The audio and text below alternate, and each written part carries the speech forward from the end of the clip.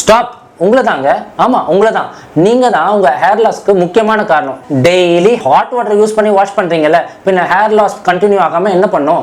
ஹேரை வாட்டரில் வாஷ் பண்ணும்போது அதோட ஹைட்ரஜன் பாண்ட் அப்படியே வீக் ஆகி ஹேர் ஈஸியாக பிரேக் ஆகிறதுக்கு சான்சஸ் இருக்குது. அதுலேயும் ஹாட் வாட்டர் யூஸ் பண்ணிங்கன்னா ரொம்பவே வீக்கான ஸ்டேட்டுக்கு போயிடுது. ஸ்கேல்பில் இருக்க நேச்சுரல் ஆயில்ஸ் எல்லாமே ஸ்ட்ரிப் ஆஃப் ஆகி ரொம்ப ட்ரைனஸ் அண்ட் ஃப்ளேக்கினஸ் வந்து டேண்ட்ரஃப் இன்க்ரீஸ் ஆன சான்சஸ் இருக்குது. இதனால ஹேர் ஃபாலும் இன்க்ரீஸ் ஆகிட்டே இருக்கும். ப்ளஸ் ரொம்ப ஹாட்டான தண்ணியில் குளிக்கிறீங்க அப்படின்னா உங்கள் ஸ்கேல்பில் பர்ன்ஸ் வந்து அதனாலையும் ஹேர் லாஸ் ப்ரோக்ரஸ் ஆகிட்டே இருக்கு. ஸோ இதெல்லாம் எப்படி தவிர்க்குது?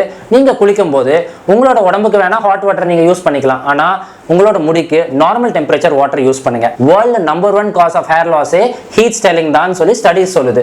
Never use blower, curling iron or heat styling on wet hair. Dry ஹேர்ல யூஸ் பண்ணும்போது கொஞ்சம் கேர்ஃபுல்லாக தான் யூஸ் பண்ணணும். அண்ட் டவல் பண்ணும்போது ரொம்ப ரஃப் டவலிங் பண்ணக்கூடாது.